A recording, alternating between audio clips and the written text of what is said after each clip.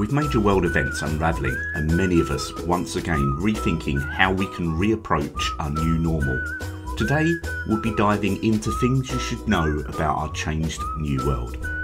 I'm Colin, Managing Director of EMEA, and you're listening to Oktopost's original discussion series. Ladies and gentlemen, it gives me great pleasure to welcome to today's podcast episode Matt Heinz. Matt is the president of Heinz Marketing. He's a keynote speaker. I've known Matt for some time. He puts up with me every now and then. He's also an author, and as you can tell from all of the kit in his house, and I'm not talking about the stuff behind that curtain, I'm talking about the microphone in front of him. He hosts the Sales Pipeline Radio. Right, Matt? That's right, yeah.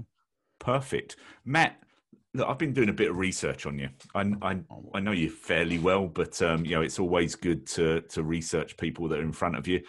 I didn't know you'd been in this game. It's like the marketing game for the last 15 years, and you'd held roles in business development and sales enablement, sales experience at various organizations, some big ones, some little ones, companies such as Microsoft, Boeing.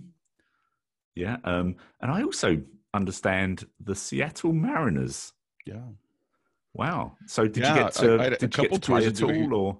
Yeah, a couple tours of duty. I was I worked when I was still in school. I worked for the Mariners as in the public relations group, and so did a bunch of, obviously I was pretty junior in the organization at the time, but did a lot of work there, and then came back and did another tour of duty as a consultant, helping Safeco Field, where they play, which is now called T-Mobile Park, but they're helping them fill the stadium with B2B events when the team isn't there, and so that was a lot of fun. So that's where you cut your teeth. So, Matt, tell us a little bit about Heinz Marketing, right? You founded the company back in 2007, right? And you're helping customers focus their business on marketing and customer opportunities, right? So, can you give us a little bit of background about exactly what is Heinz Marketing, and where did the idea and concept come from? Yeah, so I think we really focus on helping companies build more predictable pipelines. I think a lot of B2B marketing organizations do a lot of random acts of marketing, good acts, but it's oftentimes random acts of marketing that generate inconsistent and lumpy pipeline for their sales organizations. And we think it doesn't take a lot of work to create a better way. And a lot of it isn't necessarily buying more media or sending more emails. There's a systematic, process-based way you can work more closely with your sales team to generate more predictable pipeline. So, we help companies of various sizes and industries in B2B create that process, put that in place, start to see and feel the impact of that. And then, our job is to sort of hand that process and system off to the organization so it becomes part of their discipline and part of their DNA.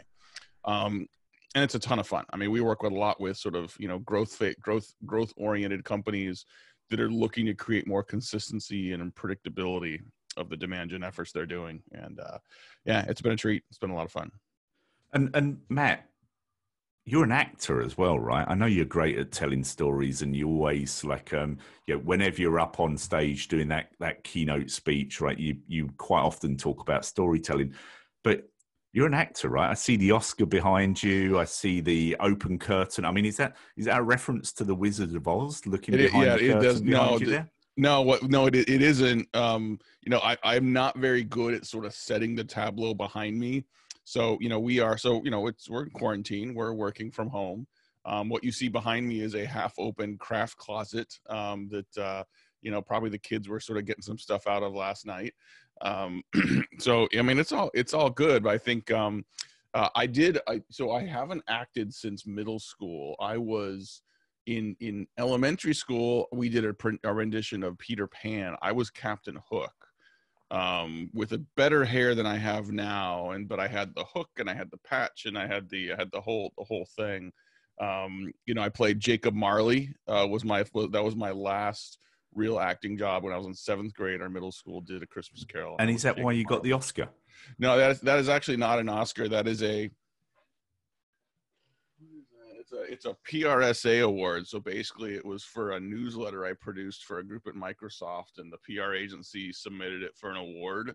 So it was a Public Relations Society of America award, just made to look like, I mean, I think that's literally just gold colored tinfoil up top as well. So it's not a good. Let's not say that. Let's not say that. It's like, congratulations on your Oscar, Matt. Look, Matt, bringing it back to some sense of normality and reality, right?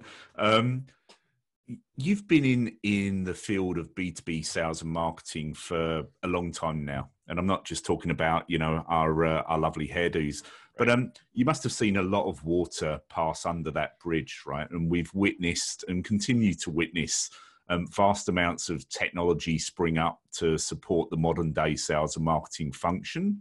But what's your advice around, what tools people really need inside their sales and marketing technology stack? Well, I mean, I think, we get this question a lot, and I kind of sometimes facetiously say, if you're doing account-based marketing, for example, your minimum tool set is a spreadsheet and a telephone. I think we get too enamored with the tools and technology we have around us, some of which, depending on the scale of the marketing you're doing, you really can't do without. But I think the technology sometimes becomes a substitute for strategy. The tool is not your strategy. The tool is an implementer of your strategy. So or an enabler of it, right? What's that? Or an enabler, right? It's not the be all to end all, right? It should be an enabler, right? It should be, but I think a lot of people, I still see a lot of companies say, well, I'm going to do ABM. Which tool do I buy? Or, you know what? I need my sales team to become more efficient. Which tool is going to do that? Like, the tool is not going to magically make your sales team more efficient, nor is it going to magically make your target accounts call you back. So I think fundamentally you have to understand, who are we selling to and why? Who are the people within those accounts that we need to engage in? Why do they care about us? What is going to get their attention? What is going to earn their attention? What journey are they going through as buyers? What problems do they have that they do or don't know that they have or have not quantified? And how do you create that conversation, whether that's within your marketing or with your sales team or whatever? Figuring those things out fundamentally is the foundation. Now, once you identify, okay, here's a message I can put in front of this type of person at this stage in their buying journey at this type of a company, there's lots of those scenarios that are out there, and they're not all happening at once. There may be 4 happening this week, and 3 are going to happen next week, and 12 more are going to happen next month. So having technology that can help identify which of those target customers are willing to have that conversation today, and then help you execute on that more consistently. Now we're talking about where our technology can take a good idea, a good strategy, and amplify that with a level of consistency and predictable results. Gotcha. So just picking up on that word strategy, right? Mm-hmm. It's like, look, for the past month, the world's been in crisis mode. The world has no doubt changed forever, right? Whether it be more home working or whatever, that the world has changed. And what do you see as the impact on the way that B2B organizations should be thinking about their sales and marketing strategies coming out of this crisis? Well, I think that there's 2 things to think about. One, has our fundamental value proposition changed? And 2, has the way our buyers buy changed?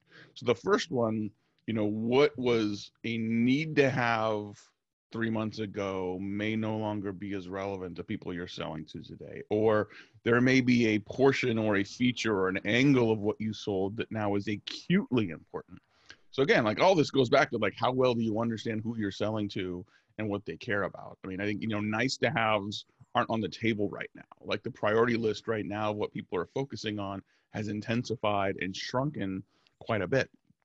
I also find that there are now hidden members of the buying committee that you have to address, right? If you're selling something into HR, and typically the director of HR was a decision maker and had budget authority, like, he may now need to go to the CFO to get approval. And the CFO does not want to get on your sales call, right? So now you have this hidden buying committee member that has to understand what you're going to sell. So and not to mention the fact that people that may have been on the buying committee before may have been rift, may have been furloughed, may not be there temporarily, or maybe ever moving forward. You think about, the fact that we're all working from home, so doing direct mail is a little different now. The importance of video, like, making sure that your people don't have dumpster fire of a, art closet behind them when they're trying to do something, with a level of legitimacy and professionalism. All these things sort of are things you have to sort of think about now. But I think from a strategy standpoint, understanding what problem am I solving and how is an interested buyer going to be able to buy? I mean, those are two fundamental questions that may have changed from 3 months ago, and they may change back again as we get into a new normal. But if you want to be able to sell now, I mean, and this applies to any situation. Like, I mean, it doesn't have to have a pandemic. This was true in 2008. This was true after 9/11 here in the States. It was, I mean, and even within certain industries, like real estate, for example, has cycles that sometimes follow general economic trends and sometimes don't, right? So understanding the market conditions, independent of sort of what you want to sell and what your objectives are, is critically important if you want to maintain some momentum and predictable results in your business. Gotcha. So just picking up on some of that, right, and the hidden buying committee or the rationale behind that, right? Is now the right time to freeze or cut the marketing budget? Maybe. I mean, I will say that, through this pandemic, I've seen companies cut budget in ways they probably should have anyway. When times are good and when things are going well, sometimes we let things that are inefficient go just because we don't want to spend time on it. We're focused on other things. So when all of a sudden times are tight, we cut things, yes, because they were, we don't want to spend the money, but also because they weren't effective.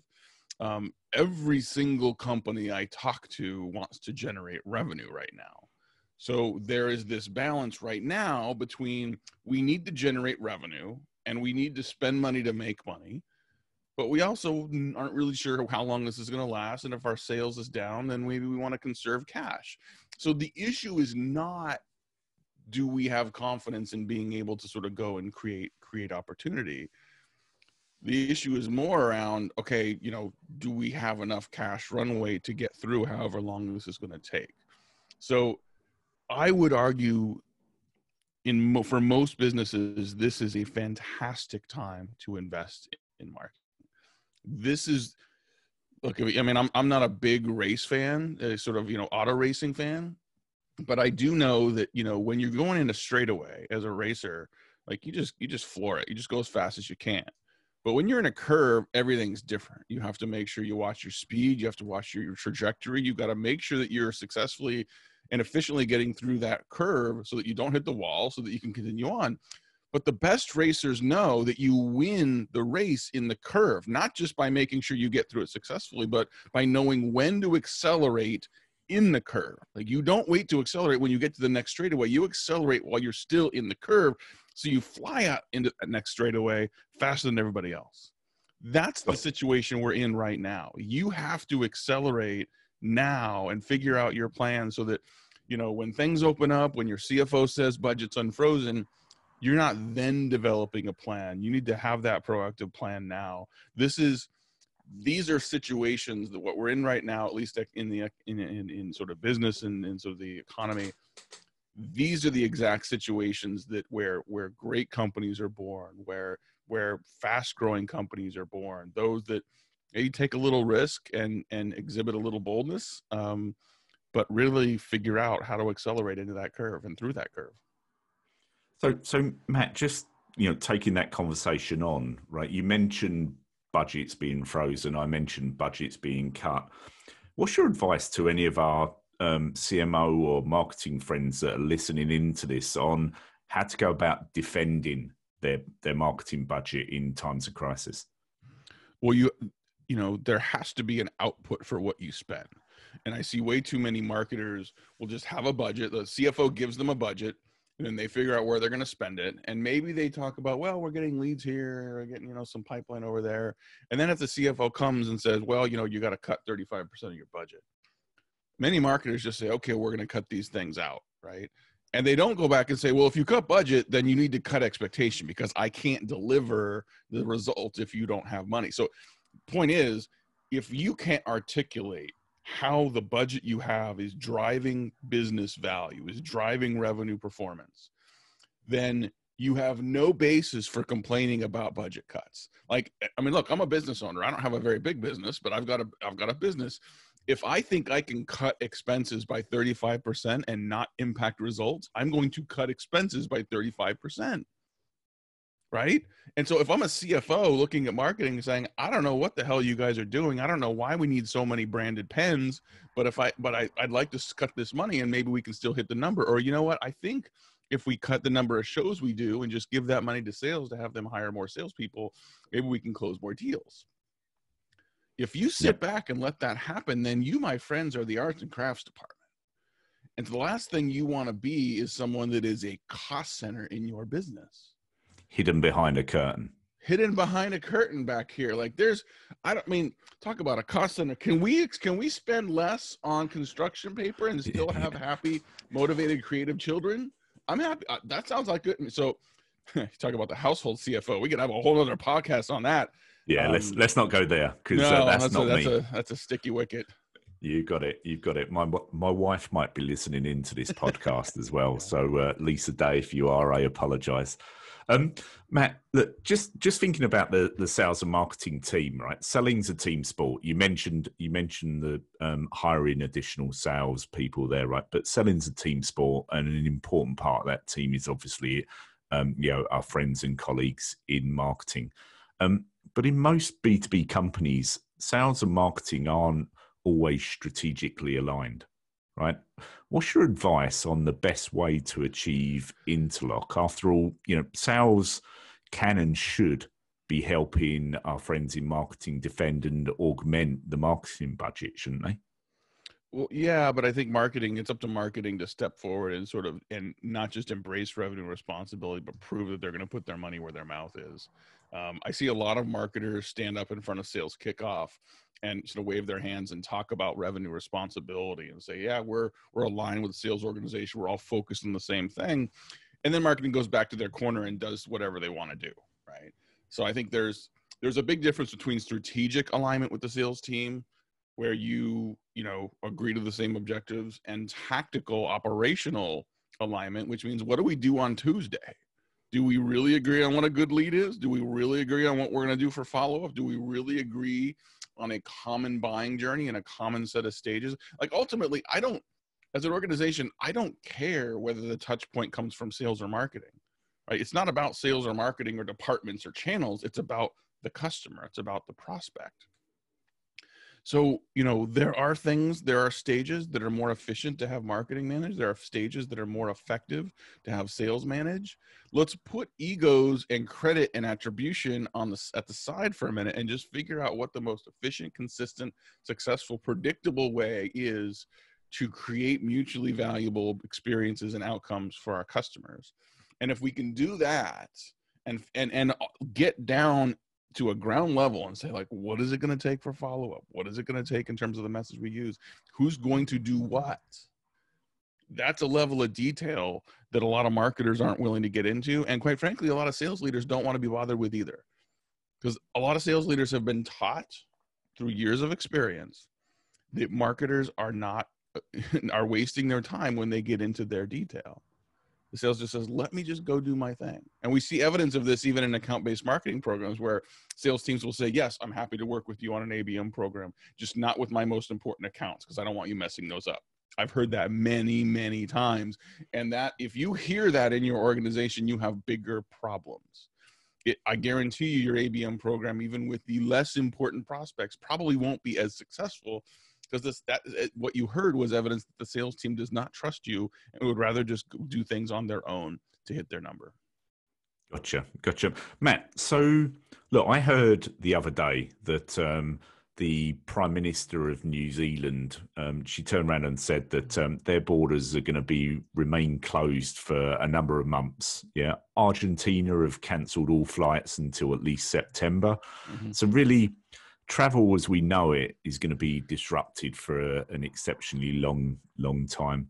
as B2B sellers and marketers, we all rely really heavily on domestic and international trade shows as a source for demand creation, right? If I look at some statistics from eMarketer, around 39% of lead conversions come from events and trade shows. So, if there's that big hole, right, on the conversion side of things, what are some of the new and creative ways that we should be thinking about plugging that gap? It's a great question. I think we're not going to be going to trade shows for a little while, but all that's been lost is the venue. The value exchange is still there waiting for someone to figure out how to recreate it. You don't replace an in-person conference with a series of webinars or a series of videos. Someone going to a 20,000 person conference didn't go to be able to for the sessions. They're sitting in the back of a large ballroom. They can't see the stage. They're watching it on a video screen anyway, right? So what are the reasons why people went? Was it the networking? Was it the peer-to-peer interactions? Was it getting to meet people in their industry that they wouldn't otherwise get to, spend some intimate time with? So figuring out how you recreate that as an event organizer, as an event sponsor, as an attendee is important. But what's also happened is we now have prospects that have more attention. And if you're trying to figure out, like, how do I get more attention, or how do I figure out a new channel, you're thinking about it backwards. Like, what is the content? What is the offer? What is the message? What's the value that I have for someone? Then how and where do I deliver it? I think we're going to come out of this. So look, just like after 9/11, just after 2008, when people stopped spending money for a while on trade shows, like in a couple of years, we'll all be going to these shows again, right? A lot of them are going to come back. But I do think we're going to see more smaller events. I think we're going to see more birds of a feather events. I've seen a number of online events that are not productions. They're not shows. They're conversations. I've been a part of many events where you've got 12 to 15 people on Zoom, all as panelists, all unmuted. And it's as if you're just sitting around the table, just talking to each other. And, with a good moderator, with a good topic, with some subject matter experts, you can have a phenomenal conversation. And you can do that in a way that you could never do in person, where you're limited to who actually was willing to go through traffic and who's actually in that market.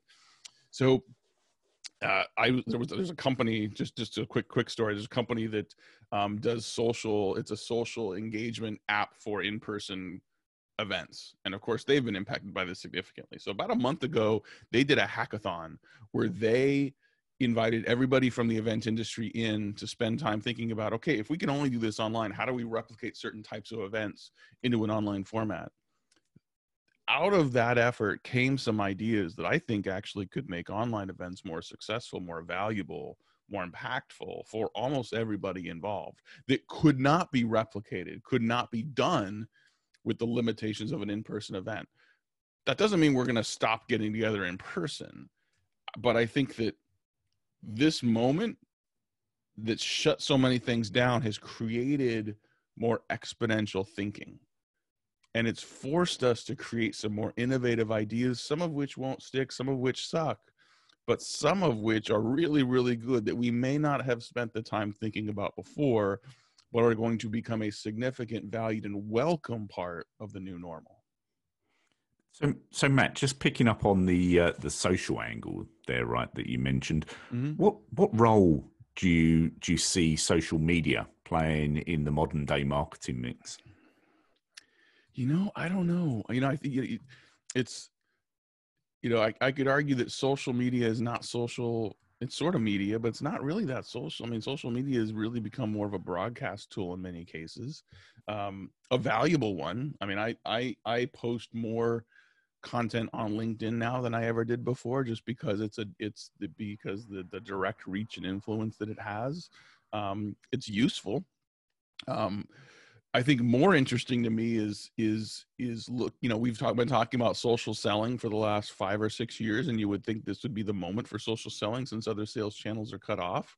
I see more people embracing video calls. I see people embracing, ways to continue to maintain, human to human interactions. People that used to maybe just have a phone call are now turning on their video, even if, like we were joking beforehand, like I got a face for radio. I don't love the way I look on video, but I turned it on now. And to be able to interact with someone and see their expressions and see, where do they smile? Where did they nod? Where did they laugh? I mean, you don't see those when you're on the phone. And so, for me to be able to have multiple face-to-face conversations with people sitting here in my basement in one day in multiple cities, that's amazing. So the social media side, I don't know that I've necessarily seen change, other than it maybe's just gotten a little noisier, which isn't helpful. I think it's other innovations. It's how are we going to leverage video in events like in podcasts? How are podcasts going to be more video related than just audio? How will we incorporate video more into email? So we're communicating with each other through a channel that isn't meant to be just text. It can be whatever we want. Even things like, direct mail, like, direct mail's over. No, it's not. I've got a number of clients that are doing work from home direct mail campaigns. And if you already have trust and credibility with a prospect, they're getting 90% plus of people that are saying, yes, I'm stuck at home. Getting the mail is the highlight of my day. Please send me something interesting. We are innovating through multiple channels and efforts right now. And a lot of those, including the use of video, including how we're innovating, putting physical things in front of people remotely. These are going to stick with us for a while. That will be part of the new normal, and it's going to be exciting. Matt, thank you. Matt, our time has unfortunately come to an end. It's always a pleasure to speak to you, mate. And, I'd love to have you back on the show in the future. It's an open invite. I'd be happy to do it as well. Well, next time we'll do some crafts. We can get a little more diverse. I'll pull some stuff out of the closet and we'll have some fun. Bring the kids on next time. I will. Yes, we'll do. We'll make it a family. Bring them on. But Matt, thank you very much for joining the conversation for this episode. That's it from him. It's it from me. Matt Heinz, president of Heinz Marketing. Thank you for your time, sir. Thank you.